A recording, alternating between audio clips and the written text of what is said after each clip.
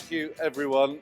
What a wonderfully frank and engaging discussion that was. That was a real credit to all of the panelists and also to Emma for her moderating there. We have one session to go, and there's two very good reasons for sticking this out. One is that afterwards we'll go out onto the cloud terrace and have some cold drinks, which will be well deserved for all of you that have been here during the day. But more importantly, you'll get to hear our final session and a super group of speakers on a really important topic. And that topic is solving the energy trilemma and driving decarbonisation. Our speakers are Ali Al Khalifa, who's Chief Executive Officer of the Bahrain Future Generation Reserve Council, Frederick, who's Chief Executive Officer of GenZero. Joining us virtually is Beatriz Laranjeira, who is a Policy Officer at the European Commission.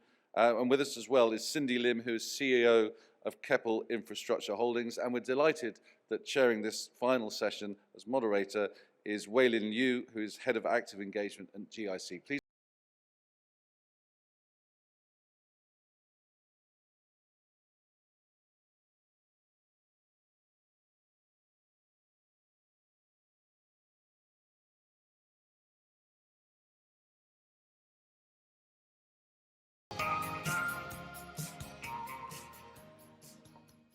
Good evening, everyone. I'm Weylin Liew. I'm the Head of Active Engagement at GIC, where we seek to invest more behind climate solutions and transition companies. I'm very, very excited to be on this, to be here with our panel speakers to talk about a very interesting topic, because all through today, I think we've heard about the adolescent traumas of the energy trilemma. By which I mean that in its teenagehood, it is running into a number of challenges, rising interest rates, interconnection delays, transmission congestion, profitability, intermittency, a whole series of difficulties. But from our panel speakers here, we have a policy approach as well as an investment approach. So I want to invite our panel speakers to just quickly introduce themselves and what their organizations are doing to tackle the question of energy supply and energy cost. Frederick, maybe we start with you. Sure, happy to do that. Good afternoon, everyone, and thanks for having me on. So GenZero is a relatively new investment platform company wholly owned by Temasek Holdings. Our purpose is actually to invest into decarbonization solutions across three broad areas: nature solutions, technology solutions, as well as carbon market solutions. We were provided with an initial capital commitment of about 5 billion Singapore dollars to do our work. That's roughly about 3.7 billion US. We have a double bottom line performance requirement. So in other words, we are expected to deliver sustainable financial returns in the long run, and at the same time deliver direct climate impact from the investments that we do. As we think about our portfolio, and we ask ourselves, why is there actually a nature as well as a technology component to it? And that's because we're trying to solve for this, right? To drive decarbonization. And part of that, trying to solve a problem doesn't mean that there is always just a direct brute force approach to solving it.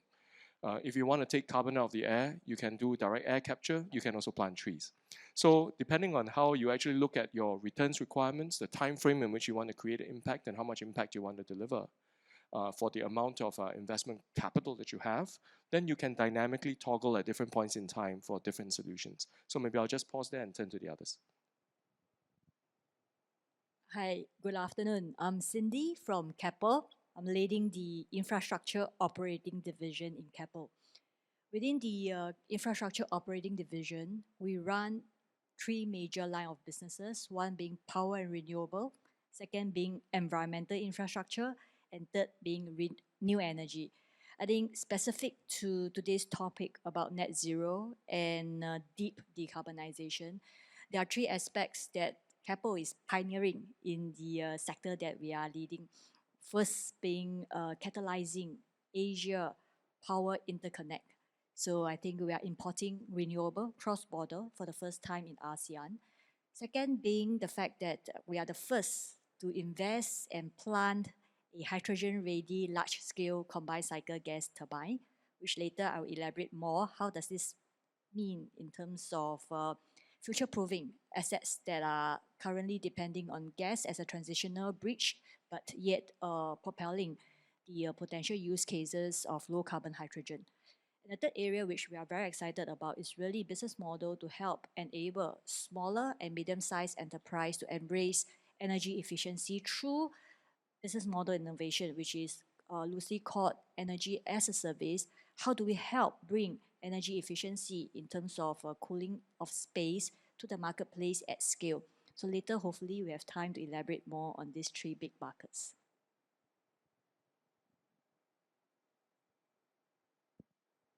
Good afternoon, everyone. Ali Al Khalifa. I'm the CEO of the Future Generation Reserve Fund in Bahrain. The fund has been since inception back in 2006. It's naturally driven to be sustainable because we basically receive our contributions from all oil proceeds and utilize it in a manner so that we can better utilize the future generation of Bahrain in sustainable investments. We're much more tilted, obviously, towards public market investments. We have been recently diversifying and looking into private investments. And thankfully, we have been looking in driving disruptive concepts and ideas that help provide a better future for not just the country, but also the region. Thankfully, the region has been also a driver for sustainability. And honestly speaking, during my time here in Singapore for the last 24 hours, I've been able to learn so much from like-minded people that it has really helped shape our minds going forward and going back home with new initiatives. Thank you. So, hello everyone. Good morning from Brussels. It's still morning here. So my name is Beatriz Laranjeira. I lead the European Commission's team responsible for coordinating financial support, financial solutions supporting the energy transition. I will not go into detail on what the Commission does. I think it's well known how ambitious we are when it comes to the climate transition, to energy transition, and how committed we are into delivering the targets and delivering green solutions in a very short time. My team leads on areas from energy investments and financial instruments to sustainable finance from an energy angle. So I'm very happy to be here. In particular, right before COP28, I think the timeliness of this meeting is perfect. And I'm very, very keen on this discussion, which I think it's very, very important, in particular for us policymakers, also to get insights on how private investors see the transition and the way forward towards decarbonization. Thank you so much for having me. Thank you. Can I just remind you that if you want to submit some questions, please go ahead and take the time to do that right now. Beatriz, maybe we could start with you on the policy front. Maybe if you could talk to us a little bit about what you think, in your view, have been the most significant measures, tools, and policies that for you think, has made the most impact for the energy supply and cost efficiency, as well as what you think would be required going forward. Well, this is quite a difficult question. Let's, from the starting point, policymakers around the world have been tasked with a very, very simple objective and deliverable. So it's delivering on the energy trilemma. They should ensure security of supply in their countries based on sustainable energy sources at an affordable price. It's not easy. Let's be very honest. If you look at the Paris targets, it will take trillions to get there. So in the EU alone, we estimate that by 2030, investments in energy and in sustainable transport only will reach over 1 trillion euros per year. That is a lot that public finances themselves will not be able to sustain. We need to rethink the way that we support transition investments, and look for more tailored solutions. So far, we see a lot of grant-based support for the transition, at least in the EU. But now we need to start rethinking how we do this and get the private sector onboarding and also supporting and complementing the action of the public sector. From a public policy point of view, which I also think it was the key aspect of your question, I will try to be succinct because it's very dangerous to ask someone from policy to expand on this, and we could be here all day. But I will try to focus on three key aspects that we've been working on and that we think that we still have a long way forward and where we think that are fundamental to drive the transition with the private sector, in particular with private investors. So from a policy point of view, the first group that I would like to stress are linked to regulatory stability and predictability, as they are key to allow the different players in the energy ecosystem to plan their decisions. So we need to take into account that the transition investments, for the most part, are very long-term investment decisions. For instance, delivering on a grid project will take around 10 years. So this is something that we need to take into account. This is not immediate investments. So the work of policymakers on sustainable finance is indispensable to support the transition towards a greener economy. Sustainable policies should provide clear and practical guidance on the definition of sustainable economic activities. I understand that there was already extensive discussion on sustainable finance, so I will not go into the details. But I will just touch upon it briefly, in particular coming to the EU taxonomy, which provides clear criteria to establish whether an economic activity should be identified as sustainable, and while contributing to avoiding greenwashing, because the parameters are very clear, there's clear standards to be met, and also providing clear indications to investors on how we see the future of the energy system in the EU, thereby also allowing them to identify where the risks of stranded assets are. Taxonomy is complemented by, I will single out a specific framework as well, which is standardized corporate reporting on environmental aspects, so that investors have the information they need to evaluate their potential investees when it comes to impact on the environment, and also assess financial risks and opportunities arising from climate change. Another, still on the policy, what we have identified from our personal experience here in the EU is that red tape in permitting processes is a big hurdle for investors. It's been singled out by investors in the EU over and over again as a key issue. This is why it merited the inclusion of renewable permitting in our emergency regulations to deal with the energy crisis during 2022. It's a very, very important aspect that we considered key to deal with the energy crisis. It also, to ensure that it wasn't a one-off, we also included it now in permanent legislation in the Renewable Energy Directive, which defines maximum permitting deadlines for member states in the EU to actually address their requests. We all know that while it's still only on paper, a project can become very costly. So we need to shorten these periods where they're still looking for permitting authorizations.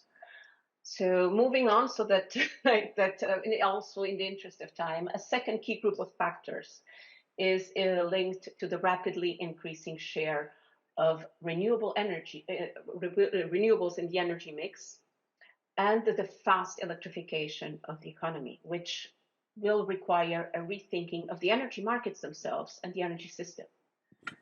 The integration and coordination of the energy systems is key to prevent inefficiencies.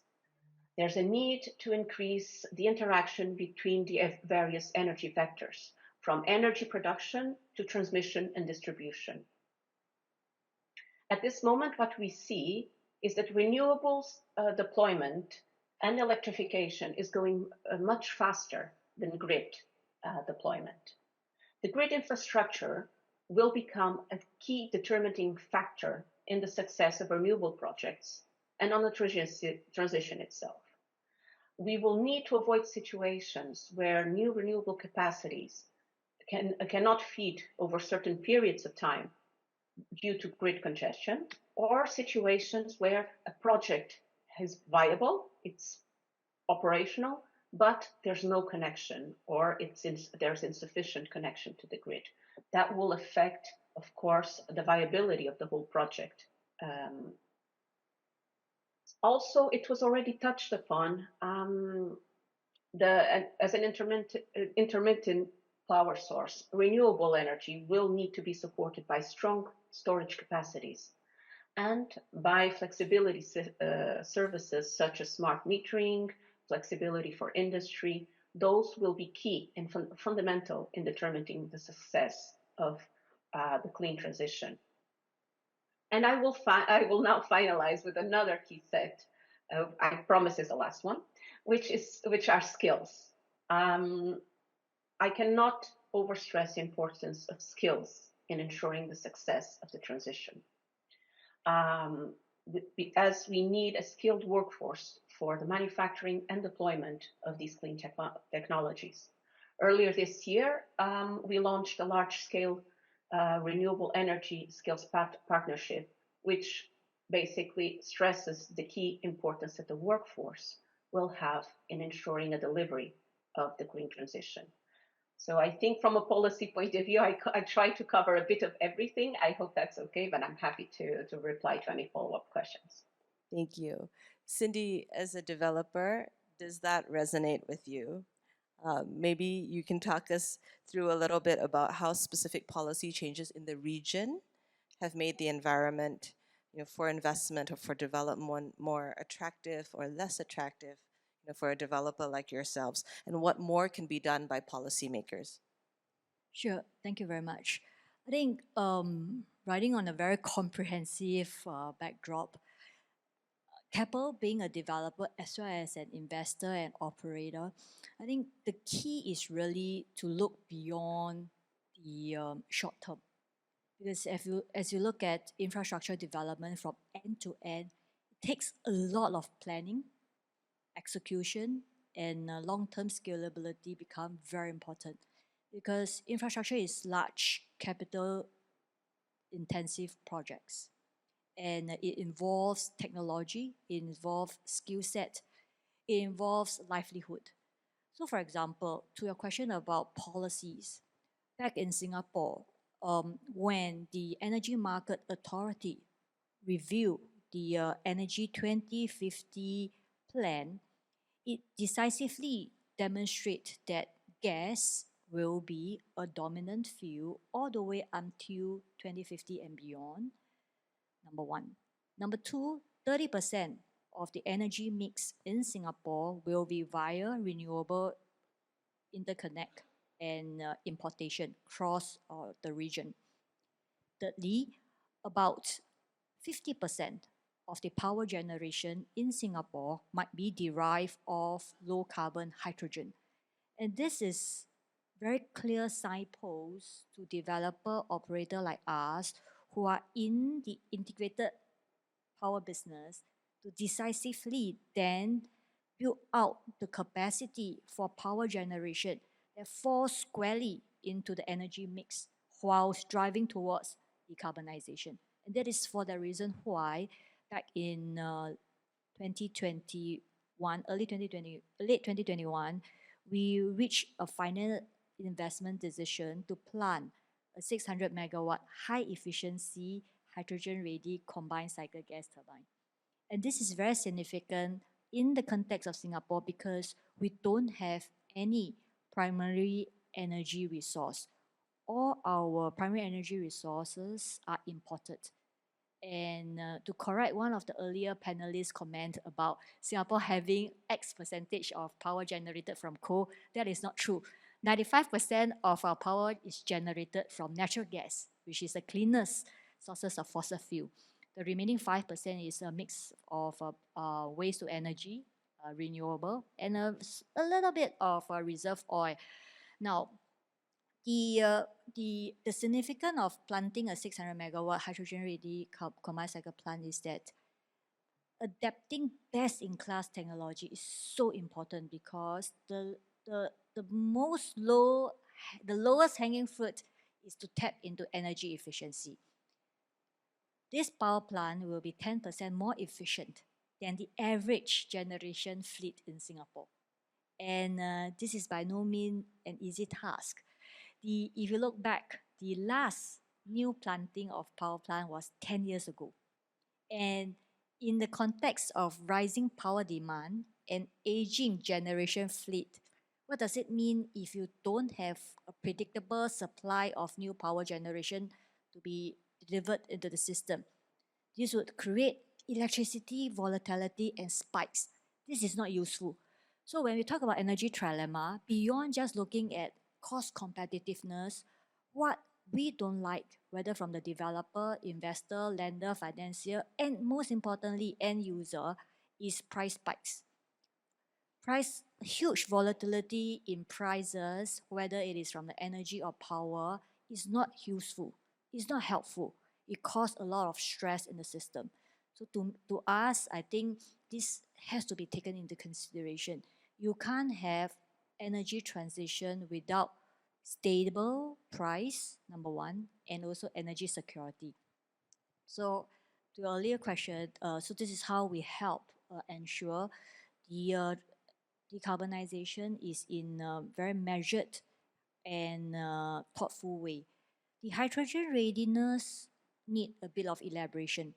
So we talk about having renewable generation that are being installed that are not grid connected. So what do you do with all this surplus renewable? I think one pathway is really to produce green hydrogen using surplus renewable that's not connected to the grid as number one, a store of energy, and number two, potentially to use it for application that is not easy to abate through electrification. So some of the hard to abate sector like cement, like steel, fertilizer, and also in countries like Singapore where we don't have vast renewable could really monetize some of such stranded renewable via the form of hydrogen. So this is where you hear a lot of commitment behind green ammonia as a potential vector to move stranded renewable in the form of green hydrogen to locations like Japan, Singapore, and beyond. Thank you. Thank you. I'm not sure we heard a lot about potential policy support, but we did hear a lot about hurdles. The next question for Ali and for Fred, when you're listening to these more in-depth sort of thinking around what the hurdles are and what the potential policy responses may be, how has that shaped the way that you invest? The spaces in which you are invested in, the subsectors in which you are invested in your portfolios. Ali, maybe you first. Thank you so much, Weylin. Well, to be honest, the way we look at it is honestly a very crucial role.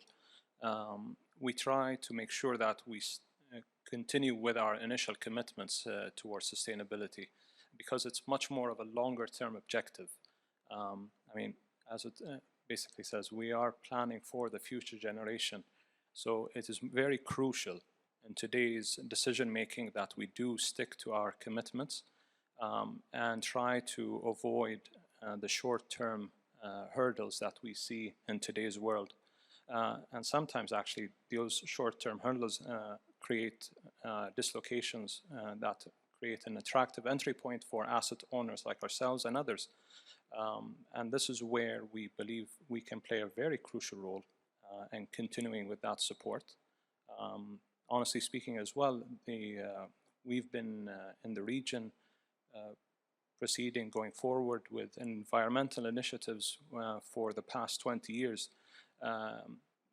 These policies have been a joint effort by what's called the Gulf Council Corporation, and successfully they've been creating initiatives similar to the electricity grid amongst the 6 countries in the GCC.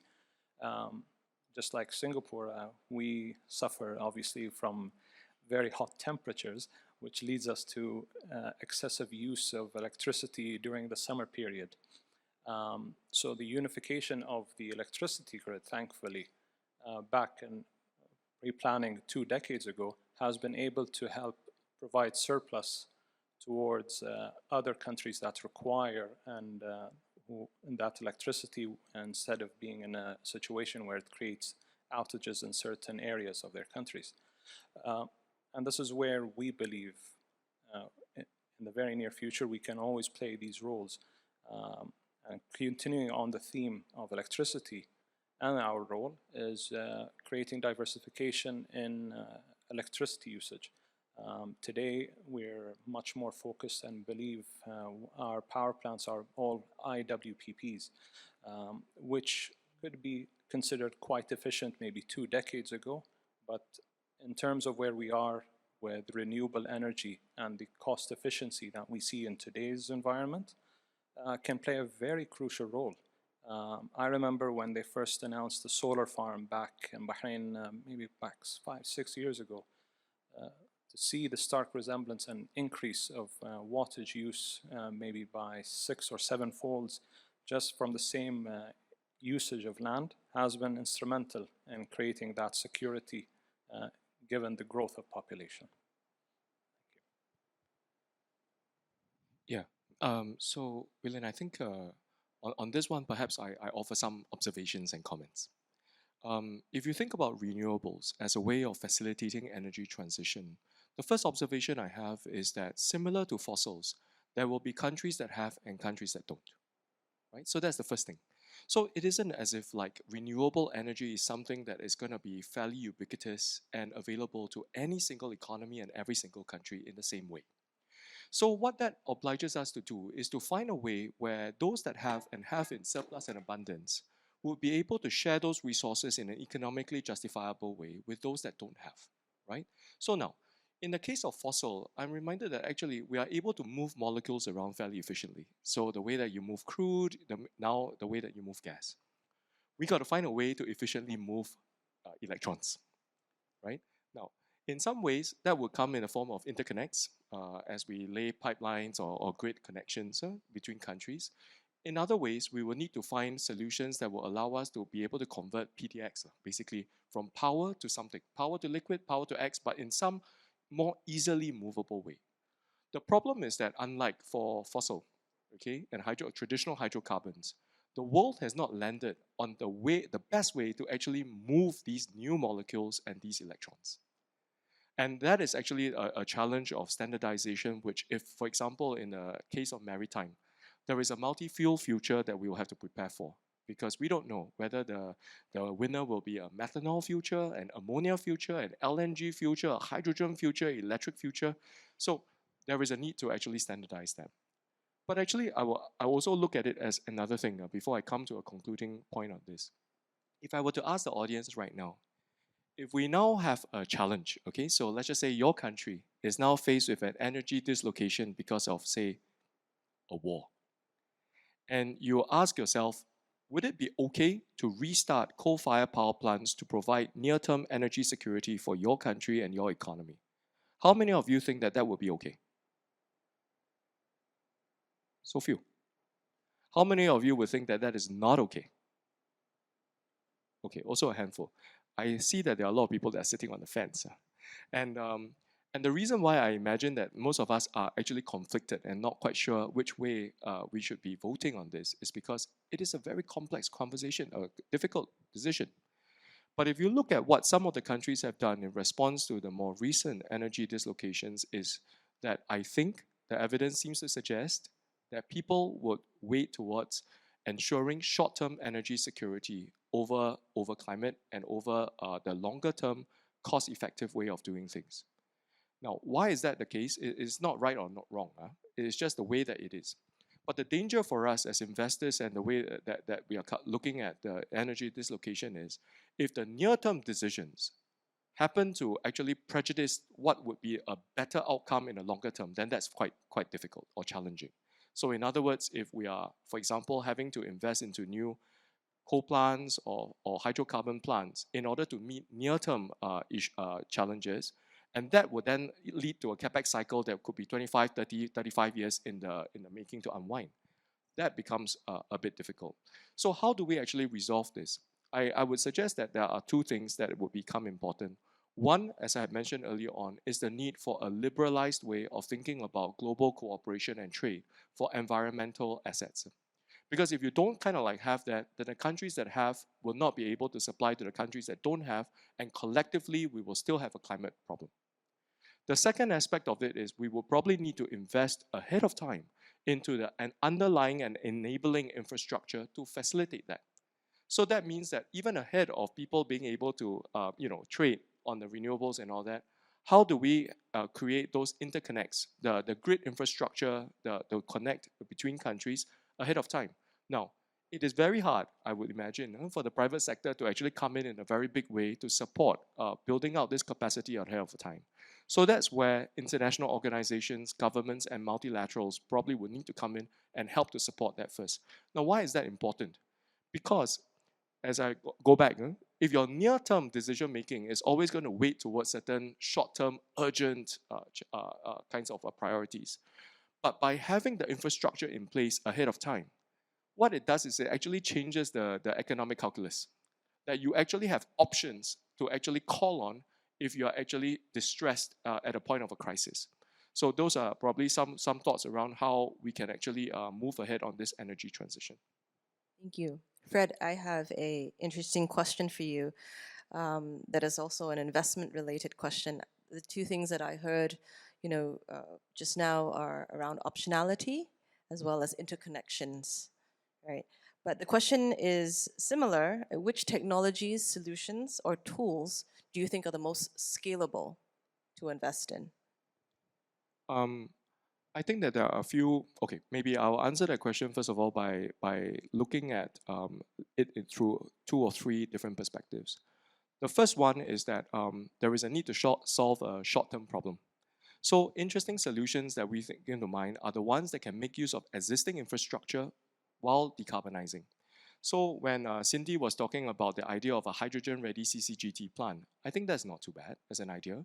But we will need to do some tweaks. Like for example, most gas plants can already take maybe 5-10% hydrogen. There may need to have some incremental upgrades on the piping so that the brittleness of piping through hydrogen and all that can be resolved. But essentially, we can already start to blend. So blending types of solutions are actually ways where we can actually decarbonize while making use of existing infrastructure. But the moment that you can actually switch, that means when the capex cycle is up for recapex, we need to actually think about how to actually prepare for the next leap. So that means investing into things that will fundamentally decarbonize energy. Hydrogen, I think, will be a big one. If I were to move on then about this idea of transition, it is also important to understand that while we are, maybe 25 years or so to 2050, some of the more recent plantings of fossil plants are still going to be in their useful life by 2050. So we have to certainly think about carbon capture as well. That if they continue to be used, how do we make them less pollutive or address the emissions problem while those guys are still within their useful life? So I would imagine that those few things are going to be quite important. A third point that I think I would raise is actually that we need to think about new fuels for hard-to-abate sectors. So addressing issues like sustainable aviation fuel for aviation and maritime fuels would be particularly important as well. Thank you. Ali, what about you? For you, which technologies, solutions, and tools are the most scalable or the most attractive to you from an investment perspective? Well, thank you so much, Weylin. To be honest, we're much more focused, obviously, in our part of the region, on solar energy, because we do believe that that is the most optimal solution that fits towards our region, given that we enjoy 360 days of sun, I believe, unlike other places in the world. Obviously, there are challenges and hurdles over there when it comes to the utilization of photovoltaic cells and their efficiency perspective. And this is why we're trying our best to utilize and target those plants that do create that efficiency. Thankfully, the increase of that from 2006 all the way up to today and by 2023 has increased from 16% efficiency on each cell towards somewhere around 43%, if I'm not mistaken. And for us, obviously, it's a usage of diversification of electricity, because whenever we reach full capacity, it's going to be very hard to continue on the scalability of current power plants that we have in the region overall, to continue on climate initiatives as well. Thankfully, all governments have this initiative where they want to continue from a policy perspective to reduce emissions, and that has always been in place and during that period. Actually, a very nice example would be our counterparties in Abu Dhabi, who actually created a net zero city back all the way in 2008, way before also net zero was actually coined as a term. And that has obviously led today towards the introduction of His Excellency the Ambassador, inviting all towards COP28, which will be held in a month's time.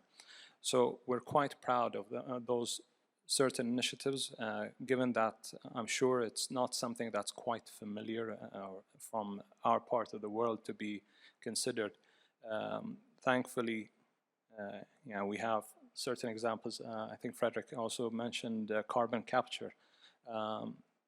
We've seen that a number of the oil-producing companies naturally in the region tilt towards carbon capture as an initiative going forward.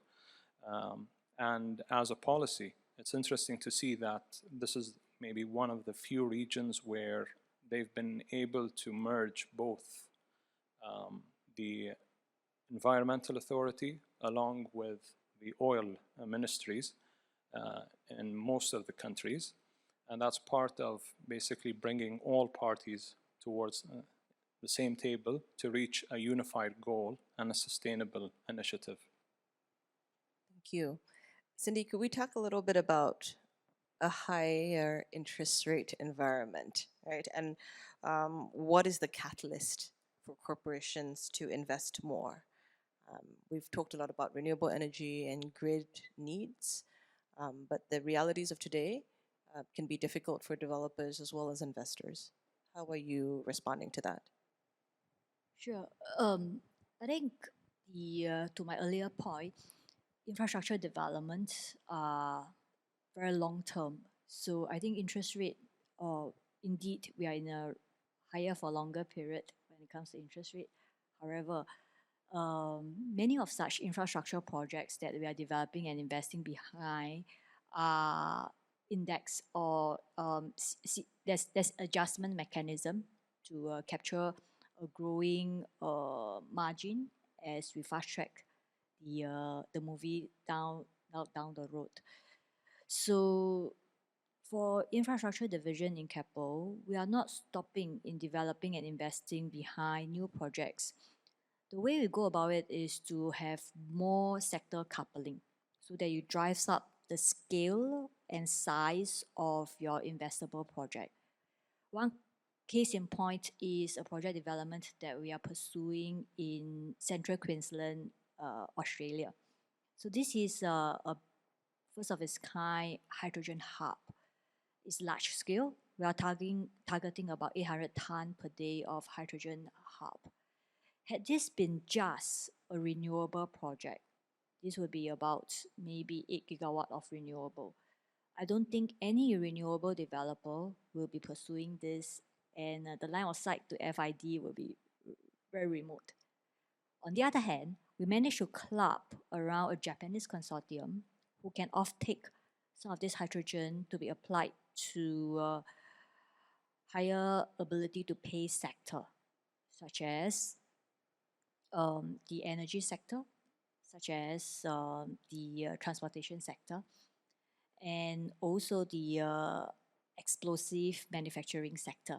In this case, this explosive I meant would be in Australia, for example, people who use ammonia for the explosive to be used in the mining industry. So the minute we do sectorial coupling, we can actually size up the project in such a case whereby you have economy of scale, number one. And number two, you de-risk the offtake, which allows you then to have more access to lenders, and the project become more bankable, thereby attracting lesser premium to equity returns. So this is one very classic example of coming together and stitching project end to end from various sector and various geography. Keppel's participation in this project is also to offtake some of these green molecule into Singapore for the purpose of Pathfinder project. In this case, to linking back to your earlier question on policy support, Singapore government has actually called for expression of interest and to support a certain percentage of use of green ammonia for power generation with incentive and subsidies. That's number one. And number two, it will be used to catalyze the bunkering industry. So potential usage of green ammonia as a bunker fuel. So all in all, this is a demonstration of an ecosystem approach, private-public partnership, cross-border, and pushing the profile a bit on regulation and policies which are not in place. How do we come together to then accelerate the action? Thank you. Fred, what about from the investment angle? How does the the rising rates as well as inflation affect your expectation of renewables returns and your investment decisions? We also had another question on what your view is towards the increasing share. I think this is a related point. The increasing share of merchant power, the merchant power market, and rising PPAs even for the renewables. This is the strength of running an integrated platform. So we have 1.3 gigawatt of power retail business. So as you can imagine, in Singapore, the power market is a fully liberalized one. So as it is, we are already taking 100% merchant risk. However, the fact that now we have upstream renewable play, this actually help us de-risk some of our merchant risk in Singapore. That's number one. And number two, we can also offtake the renewable and participate in, should I say, more, I don't want to use the word lucrative, but more competitive market, whereby you actually fractionalize renewable. In the good old days, in the conventional way, whereby you underwrite a renewable project, you sign up long-term PPA at fixed pricing for the entire utility farm or the renewable park. In this case, you don't capture the upside for this very scarce and valuable resource. So for us, the blended portfolio approach is very important. So we have our back-end retail arm, and on the other hand, we can also fractionalize and retail some of this renewable to more users who have their own carbon reduction plan or their own 2050 net zero plan. Understand. Fred, what about from an investment angle? When you think about inflation, rising rates, merchant power rates, how does that impact how you're thinking about your investment portfolio or the portfolio construction? We don't really participate as such in the power market. So as an investor that's looking at a late stage or late venture, early growth stage type of things, we are looking at investing into technology companies or companies that will have the technologies to allow us to leapfrog into the next generation. But I think we can take up on this question across maybe 2 or 3 lenses.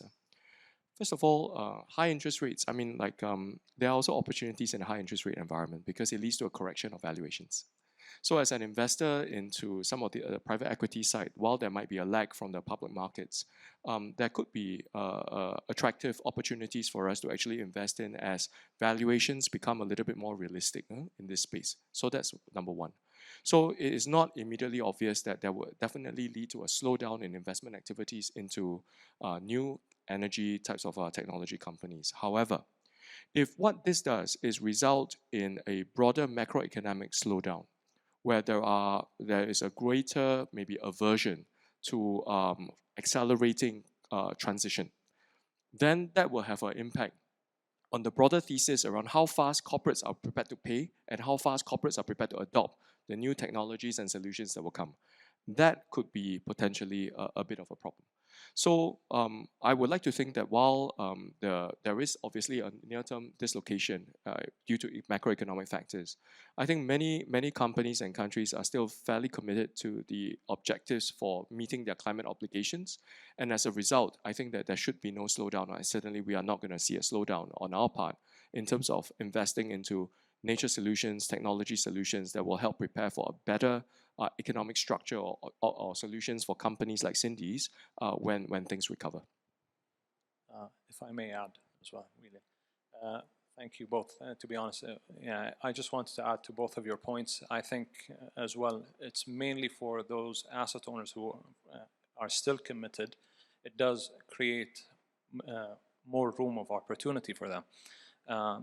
Actually, I also believe that higher interest rates would also drive an initiative where more parties should get involved to come to a realization where it's basically they can help support one another to reach that goal even quicker, because this is more or less to show a sign of unity and at a time of need.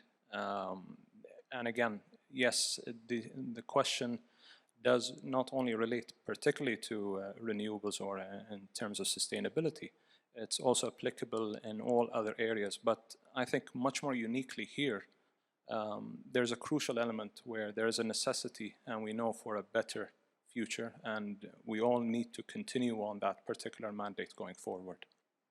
Thank you. Can you tell us a little bit more about the plans from the GCC in terms of putting together, both a strength in traditional as well as, you mentioned, a lot of investment into solar energy and what that means for sort of processing and downstream capabilities as well.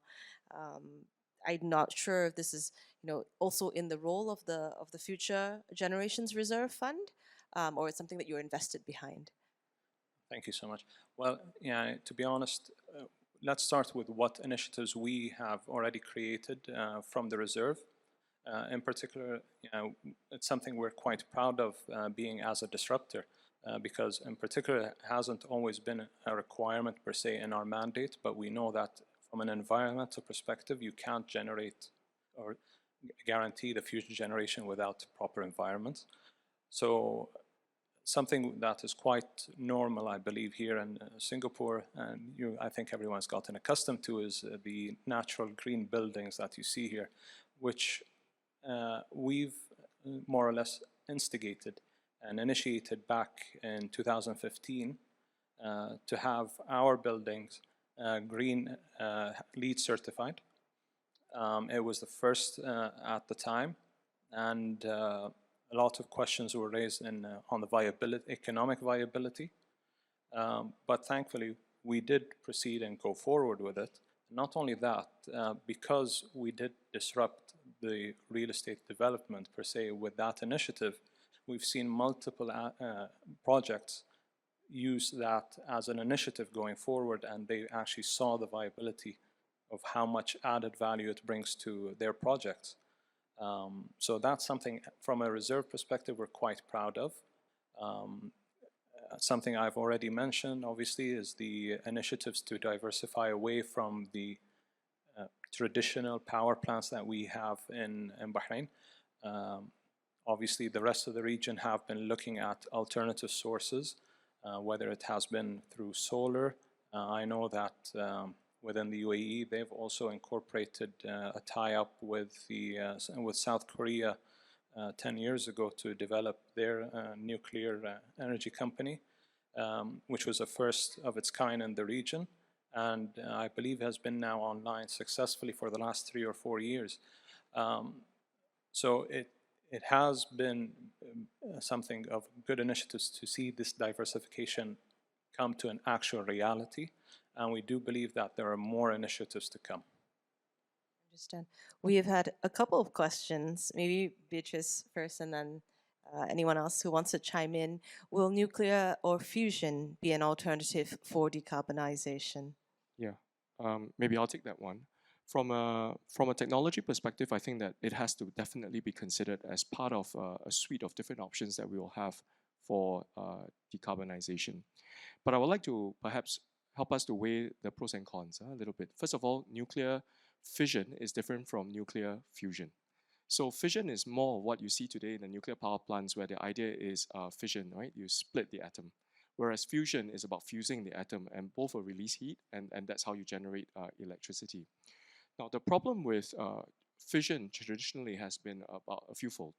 One, there is a cost involved, at least at the startup, the complexity of managing such a project.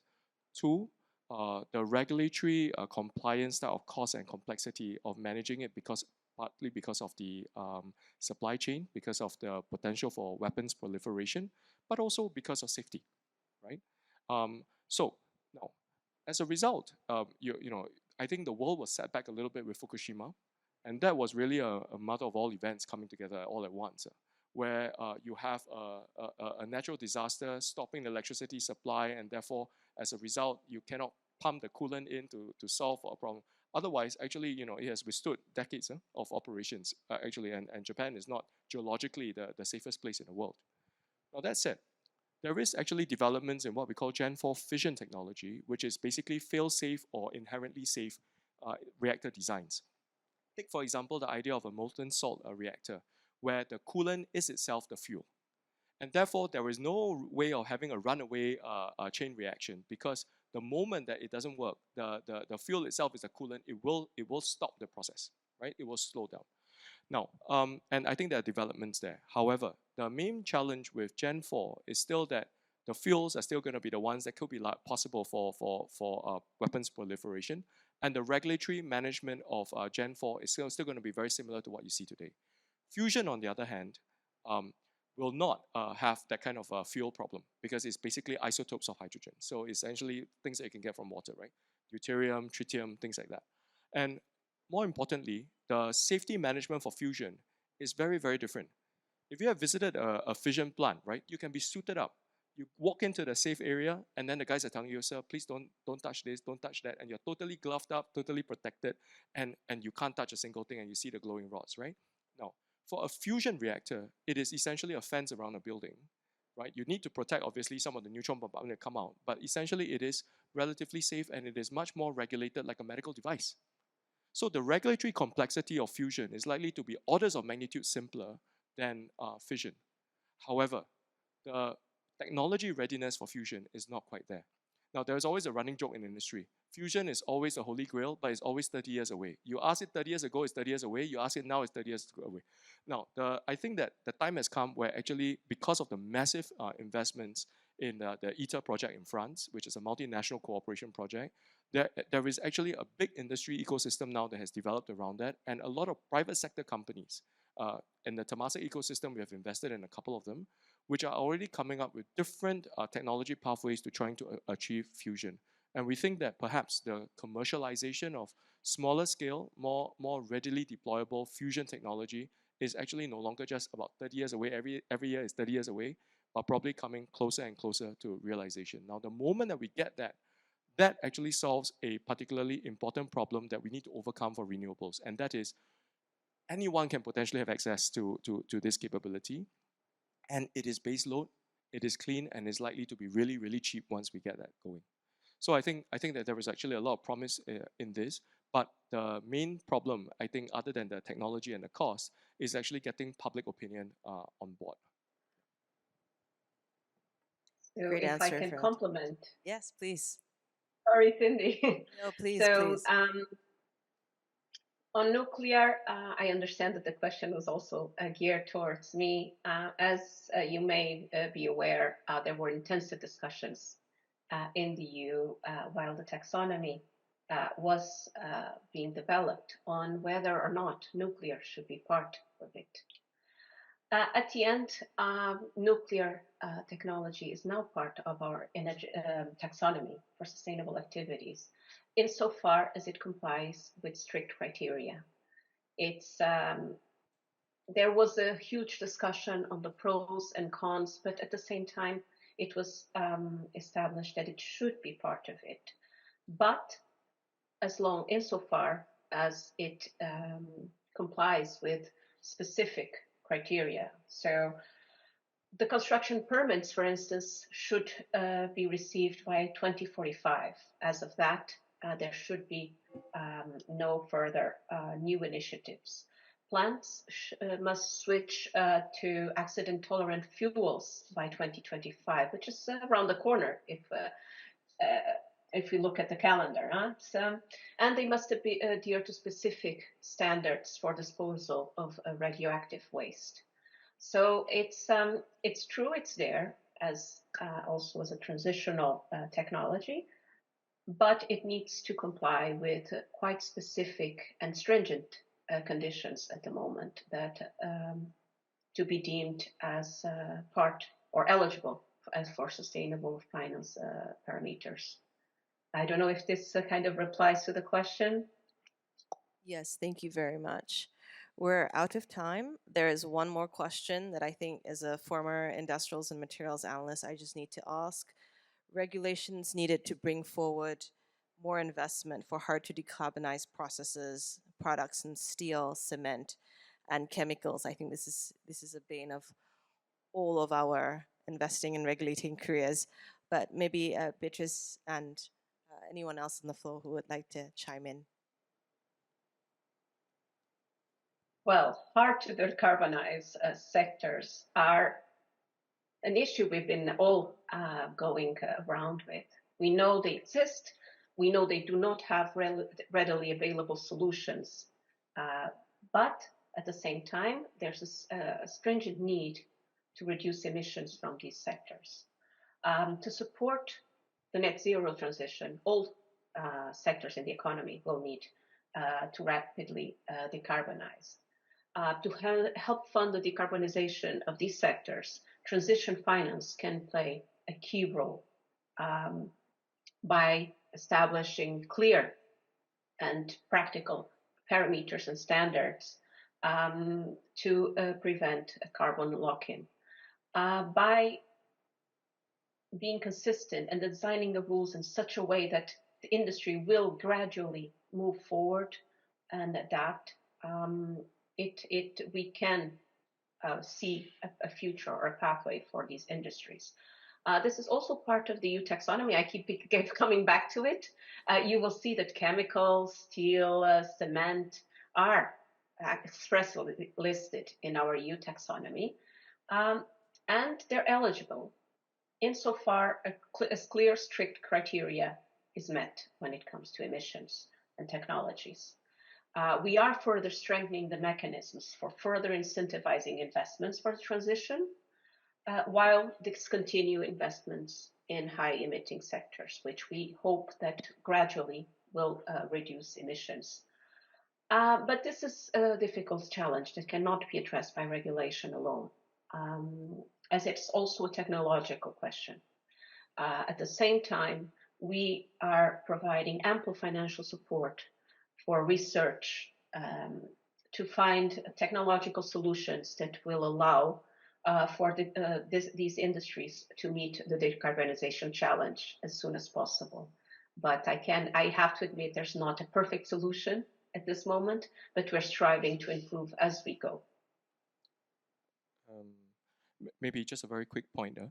I think this is one area where, for some of these hard to abate, and especially for urban materials and things like that, it is where the private sector needs to collaborate very closely with governments.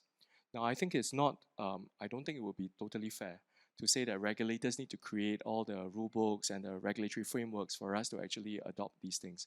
Because actually, to be honest, regulators will always have a certain degree of risk aversion to the introduction of new solutions. Why? Because they are interested in things like public safety and concerns, which are all legitimate. So if you imagine, if you now have a low carbon cement solution, would it be authorized for use to build a skyscraper? And how would you know that that will be safe and the building will not collapse? So there will be a natural tendency to be more conservative, and that's correct. But the governments today, because of the pace of technology developments, may also not have the wherewithal to set the exam questions and the curriculum for how to pass those tests to certify them as fit for adoption. So there is a need for that collaboration, therefore, between the technology companies that are actually developing these solutions with government regulators, helping them to understand and co-creating the exam curriculum so that these new solutions can pass and then be adopted. Thank you very much. On that note of optimism, thank you, everyone. Speakers and our guests and our partners. So it's been a very long day to sit through. Some of you have started since 8 a.m. So thank you so much for being with us from the beginning. I want to just go back to the speech that our SGX Group CEO, Mr. Loh Boon Chye, gave at the beginning. He very optimistically said, we are going on a big... Recording stopped. We're going on a big adventure. If I can just qualify that a little bit, I really hope you took away today that the discussion today was more than just a conference. There was a part that all the different stakeholders who were here today had a role to play, all the way from asset owners, who are perhaps one of the two or one of the few people standing at the helm as the captains of sort of stewarding the way that the capital goes. The ship has sailed, right? We're all in there together. We had those who are creating the tools and products and solutions and services, you know, like asset managers and rating agencies, data providers, and we just had an excellent discussion about how to actually make this happen when the rubber hits the road in the real economy. It does give us certainly a strong rays of hope that whilst this journey is like, it is going to be a marathon, it's going to be a long journey. Right at the front, we saw that climate change, although as Boon Chye said, climate has changed, it's an important agenda, but not the only. We're going to be continuously be faced with various different objectives, whether you're at a policy level, financial institution, or real economy player. So I hope that this was a glimpse with the different parts of the society and the financial system and those who require funding, policymakers, governments all come together. If all of this can be orchestrated, then we are certainly going to be headed in the right direction, catching the right wind in the right destination, the right destination that we need to get to, whilst we support the just transition component that was discussed quite deeply today. So on behalf of SGX Group, sincerely thank you all for being here, especially the guests who flew in and the speakers who flew in, especially for the event. And thank you again to all of our partners, and in particular our co-organizer on 5th. Over to you, Clive. Thank you. Thank you very much indeed, Harry. What an array of fascinating discussions that we've had today. It seems to me that the spirit is very willing, the body is a little bit more hesitant, and maybe today we've started, of course, to get that body moving faster. We all know we're going a little bit too slow. I was very struck by something Thomas Vennon said on the penultimate panel about creating new markets. We should never underestimate the ability of financial markets to create, to reinvent, to renew. And there's a lot that can be done soon and quickly. And I would urge people here today, while the rules are important, don't wait for the rules. There is probably no level playing field. There probably isn't a rule book that we can all follow. The banking industry has been trying for decades through the Basel Accords, and it's still not a level playing field. So So let's start now, and remember there's lots of ways to win a game. If you use the playing field analogy, it's the team that wins, it's the one with the most skilled players, it's the one with the best teamwork, it's the one with the best strategy. The good news here is we're all on the same team and we're all aiming to win the same game. So hopefully that is something that we will see. And I think this connection between the public and the private sectors, we've sort of stirred the pot a little bit by saying which is more important. They are both important, working together. This is why ONFIF exists, for public and private sectors to find ways to work together for a common good, and I'm sure we can get there. On teamwork, our partners for this event have been fantastic, so thank you to Fidelity, to Sustainable Fitch, to Robeco and to Bain. Particular thanks to the team at SGX, Harry and her colleagues. You have, with your drive and determination and ambition to make this the best event possible, Harry, you have inspired us at ONFIF, and I really feel proud of the thing that we've delivered today. So finally, thank you to all of the speakers and thank you to all of you for coming. Drinks will be served on the Cloud Terrace. You've earned the drink, and I very much hope that we can get together again next year, energized by these discussions to report on concrete progress made. Thank you all so very much indeed.